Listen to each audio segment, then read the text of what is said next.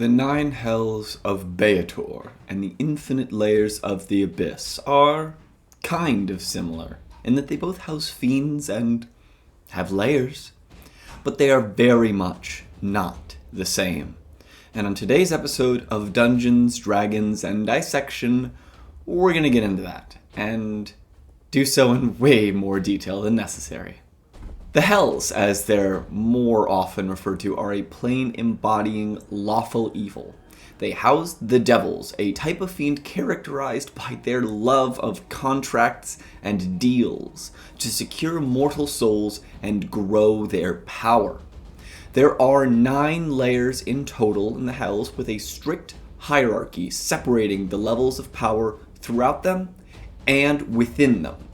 And there is a law, as set in place by Asmodeus, the ruler of the 9th layer, that all travel into and out of the Hells is to be restricted to Avernus, the 1st layer. And so we too will start our dive there.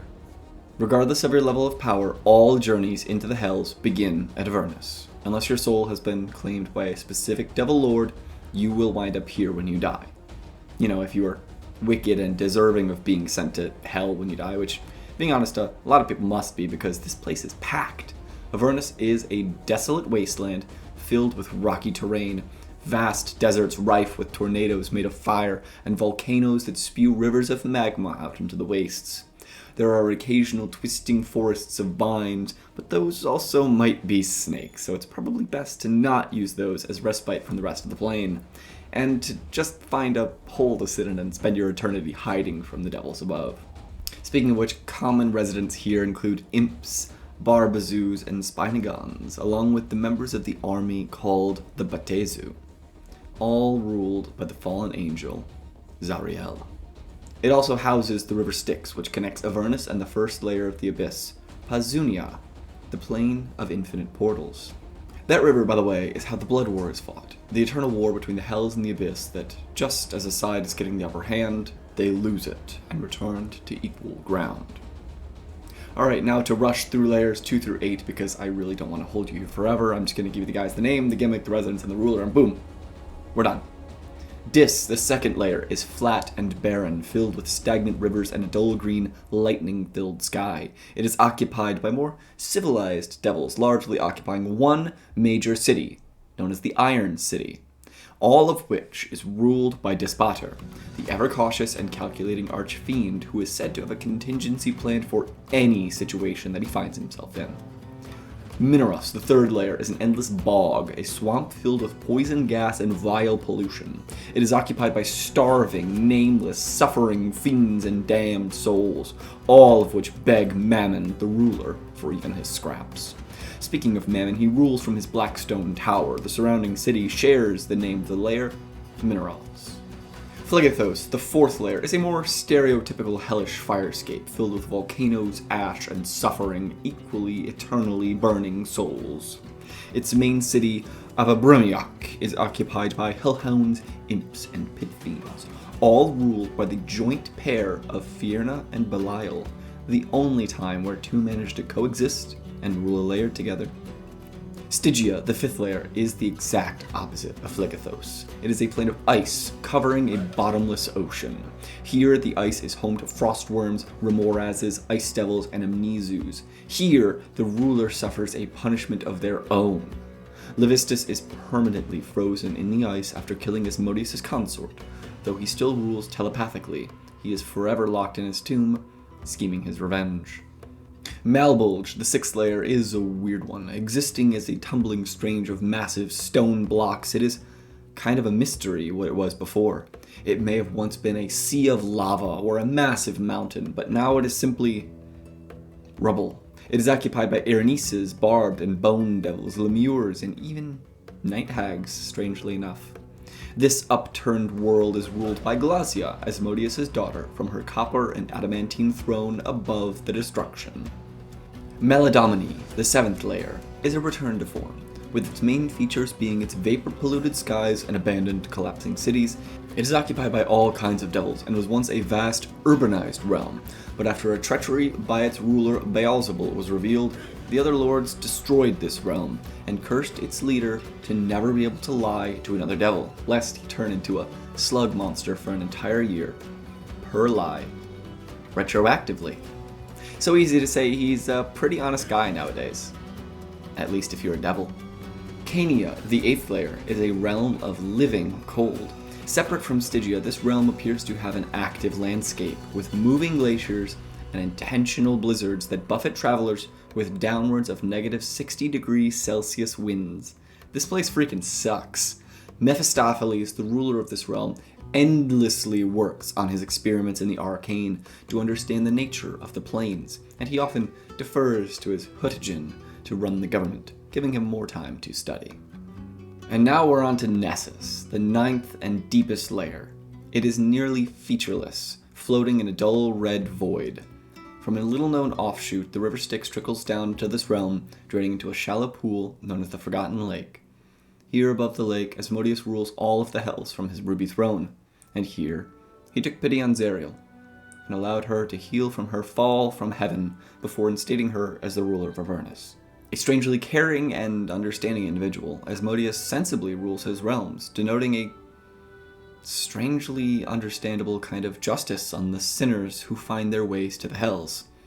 Some would even say he's not even truly evil, but instead a solid, neutral arbiter of justice.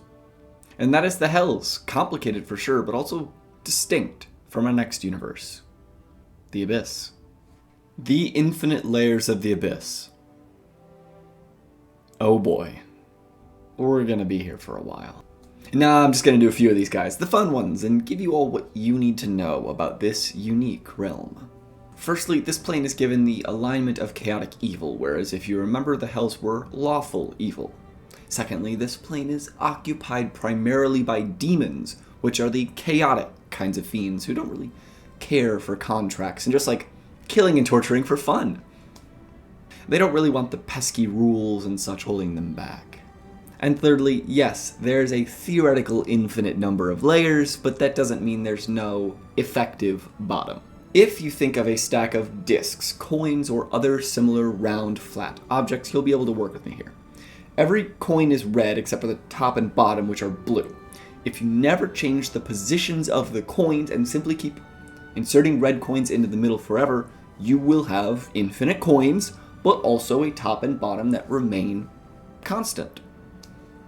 As said previously, the top layer is called Pazunia, the plane of infinite portals, and the bottom, or at least what appears to be the bottom, is identified as the Void. It is an infinite plane where once you fall into it, you can't get out, as Featherfall, Levitate, Fly, and all other similar spells stop working.